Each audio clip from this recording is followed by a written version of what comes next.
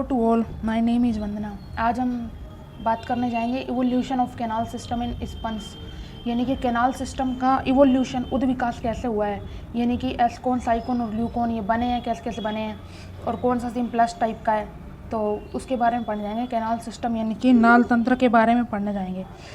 तो sponge mainly स्पंजों में पाए जाते हैं, यानी कि और जो कौन से स्पंज, पोरीफेरा के जंतु हैं स्पंज, अर्थात ऐसे प्राणी होते हैं जिनके शरीर पर छिद्र पाए जाएंगे। तो पोर्स पाए जाते हैं जिनके शरीर पर, वो हैं पोरीफेरा, और पोरीफेरा के अंतर्गत स्पंज आते हैं।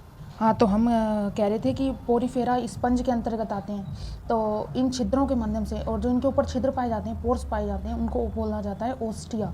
तो इन छिद्रों के माध्यम से ही क्या होता है कि पोरीफेरा के जो जंतु होते हैं उनमें एक तंत्र विकसित हो जाता है जिसको बोलते हैं कैनाल सिस्टम या नाल तंत्र। अब कैनाल सिस्टम है तो ये किस लिए, क्यों विकसित हो रहा है, ये भी आपके मन में सवाल आ रहा होगा। तो कैनाल सिस्टम का महत्व है अपनी जगह स्पंजों में, यानी कि पोरीफेरा में के जंतु में। तो पहली बात यह कि भोजन की क्रिया होती है। भोजन की क्रिया कैसे होगी, क्योंकि जल के माध्यम से स्पंज के अंदर भोजन वगैरह, जो उनको आवश्यक मटेरियल वगैरह पदार्थ चाहिए, वो चले जाते हैं पानी की वजह से शरीर के अंदर। तो ये भोजन की क्रिया हो जाती है। बाहर जाते हुए पानी के साथ जंतु अपने उत्सर्जी पदार्थों को छोड़ सकता है, यानी कि उत्सर्जी पदार्थ उसका एक्सक्रीटरी मटेरियल भी पानी के थ्रू बाहर की तरफ जा सकता है। यानी कि जैसे ये स्पंज है, तो ये ओस्टिया वगैरह इसके यहाँ पाई जा रही है, ओस्कुलम है, और ये वाला स्पंजोसील है, स्पंज गुहा है।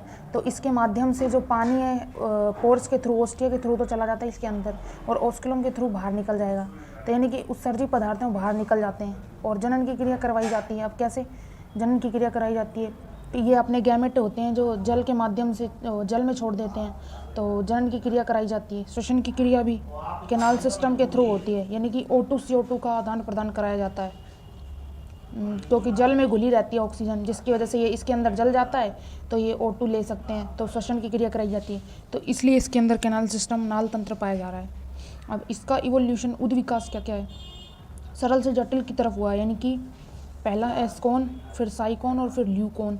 एस्कोन सबसे सिंपलेस्ट टाइप का। इसमें क्या क्या पाया जाता है कि ये है, इसका एक तरह का स्पंज का ये ऐसे मान लीजिए डायग्राम बनाया है। तो इसके थ्रू क्या होता है कि ओस्टिया है, जो छिद्र है, इसके थ्रू जो जल है वो स्पंज के शरीर के अंदर जा रहा है, यहाँ जाता है ओस्टिया के थ्रू, और स्पंजोसील स्पंज गुहा में चला जाता है, और फिर स्पंज गुहा से ओस्कुलम के थ्रू बाहर चला जाता है। तो ये कह रहा है कि एस्कोन टाइप का होता है। इसमें जल पहले जाता है ओस्टिया, फिर स्पंजोसील में, फिर ओस्कुलम।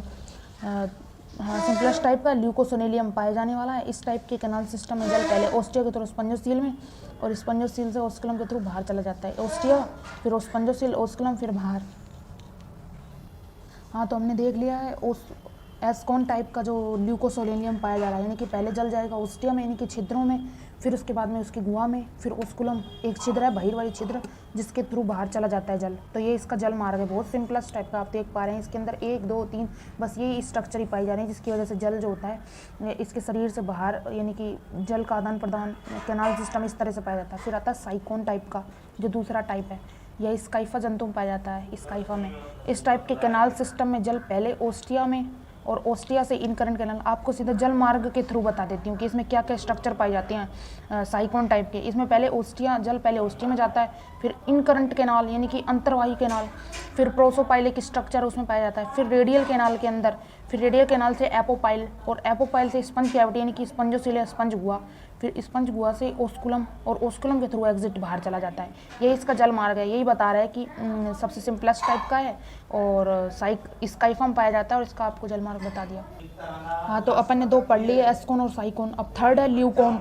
यह वेल डेवलप्ड, हाँ, तो ये वेल डेवलप्ड टाइप का कैनाल सिस्टम है। इसमें इसका इवोल्यूशन सबसे बाद में हुआ, यानी कि जटिल प्रकार का माना जाता है कैनाल सिस्टम। तो इसका इवोल्यूशन सबसे बाद में हुआ, वेल डेवलप्ड है। यह भी 3 टाइप का होता है, यूरिफाइलस, एफोडस और डिप्लोडस।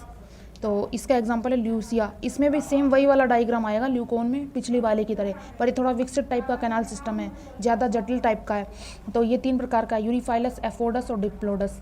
तो यूरिफाइलस में क्या होगा कि जल पहले ओस्टिया, इनकरेंट कैनाल से, फिर रेडियल कैनाल में जाता है, फिर एपोपाइल, और एपोपाइल के थ्रू एक गुहा से ओस्कुलम, ओस्कुलम से बाहर की तरफ चला जाता है। यानी कि पिछले वाले की तरह इसका डायग्राम यहाँ तक तो सेम आएगा। अब यहाँ से कुछ स्ट्रक्चर बदल जाएंगी एफोडस टाइप के। इसमें क्या होता है कि जल पहले ओस्टिया, फिर इनकरेंट कैनाल से एक स्ट्रक्चर है जो एफोडस इसमें बनती है, बस यहाँ अंतर है, बाकी सब कुछ सेम है। अरिये कैनाल में। और ऐसे ही ये डिप्लोडस टाइप का कैनाल सिस्टम है जो थर्ड है, इसमें भी जल पहले ओस्टिया, फिर ओस्टिया से इनकरंट कैनाल, और यहाँ पे प्रोसोटस से स्ट्रक्चर बन जाती है। प्रोसोटस से फिर अरिये यानी कि रेडियल कैनाल, फिर रेडियल कैनाल से एपोपाइल, और एपोपाइल से गुहा में, और गुहा से सीधा बाहर चला जाता है ओस्कुलम के थ्रू। तो इस टाइप का कैनाल सिस्टम अपन ने पढ़ा, यानी कि ल्यूकोन में सिर्फ इतना अंतर पाया जा रहा है कि इसमें यहाँ तक यूनिफाइलस तक तो पिछला वाला साइकोन की तरह ही आएगी स्ट्रक्चर वगैरह, लेकिन एफोडस और डिप्लोडस में ये होगा कि इसमें एफोडस स्ट्रक्चर बन जाएगी जो बीच में आपको बताती है, और इसमें डिप्लोडस स्ट्रक्चर बन जाएगी। बाकी और कोई अंतर नहीं है इसके अंदर, बाकी सब कुछ सेम है। तो आज अपन ने कैनाल सिस्टम के बारे में पढ़ा है इस पंजों में, यानी कि कैनाल सिस्टम होता है, इसका क्या महत्व होता है उन सब के बारे में, और इसका इवोल्यूशन किस किस टाइप से हुआ है वो सब कुछ बताया गया है, एस्कोन, साइकोन और ल्यूकोन टाइप का। और जब जिनमें ये एस्कोन सबसे सिंपलेस्ट टाइप का है, और ल्यूकोन और साइकोन जो है थोड़ा जटिल प्रकार का है, क्योंकि जैसे जैसे उद विकास की ओर बढ़ते जाते हैं तो जटिलताएं भी बढ़ती जाती हैं, यानी कि उद विकास होता जाता है। तो ये सब कुछ अपने पढ़ा। अगर आपको वीडियो पसंद आया तो लाइक, शेयर एंड सब्सक्राइब करें, और अगर कोई दिक्कत हो तो कमेंट सेक्शन में ना लिखना भूलिए। Okay, thank you.